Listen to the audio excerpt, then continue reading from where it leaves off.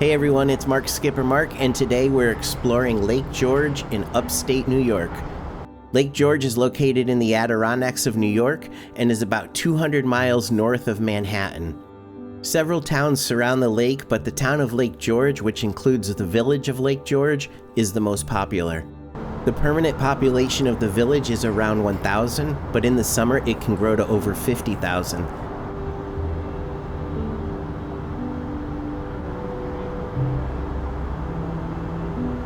A parking fee is charged at the public lots, beaches, and on the street, so be sure to be prepared for that. The area offers bus service, which can be faster and easier than trying to drive around and find parking at different areas. The lake is obviously the main attraction, but there's a lot of other activities in the area as well. Shopping is very popular, and there is a huge variety of stores along the main road.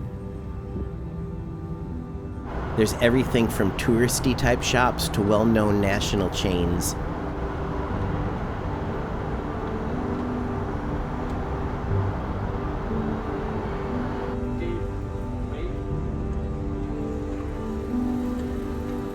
When you're hungry, Lake George has you covered with everything from fast food places and ice cream shops to luxury sit-down restaurants. There's arcades and small amusement parks for the little ones. And if you seek more adventure, Six Flags Great Escape is located just 5 miles away. There's also an old-fashioned fort,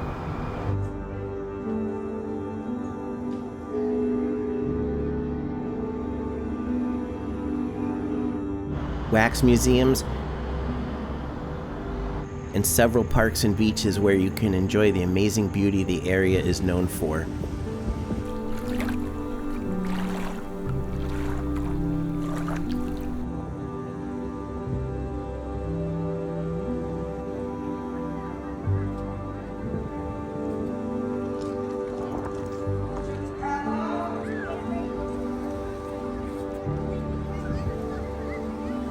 There's even a dedicated beach where you can take your dog to swim in the lake.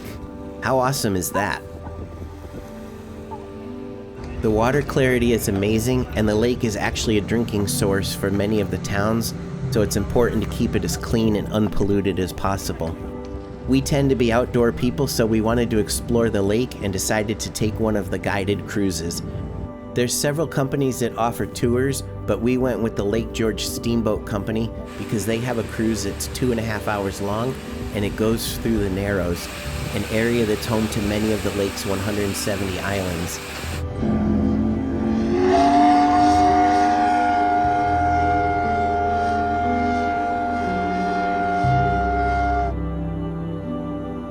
We thought this would give us the prettiest views, and we were right. It definitely did not disappoint. While on the cruise, we saw some of the multi-million-dollar homes that were and still are owned by some of New York's most famous people.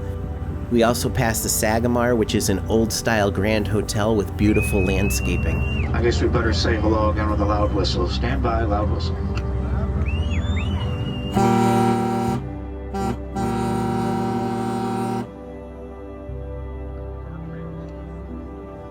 Our favorite part of the cruise was seeing the state-owned islands, which are available for camping. Small islands to our right, these are Sunny and Brush, and those are both single campsite islands. The islands range from having 1 campsite per island to over 90 on the larger islands.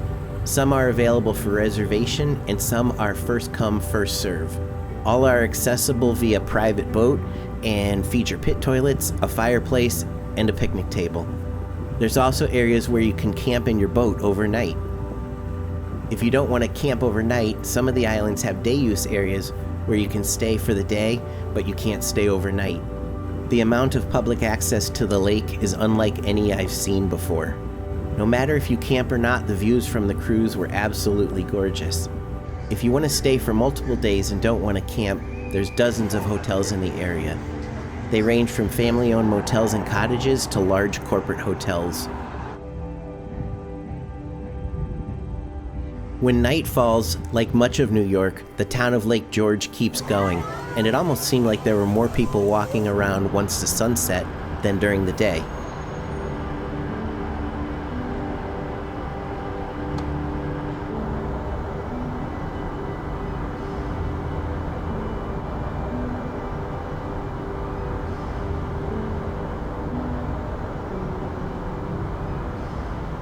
While we wanted to stay longer, we sadly needed to head home for work the next day. We loved the area and thought it was a great place to visit. If you have any questions about Lake George, please leave a message in the comments below, and I'll try to answer as best I can. As always, thanks for watching and have a great day.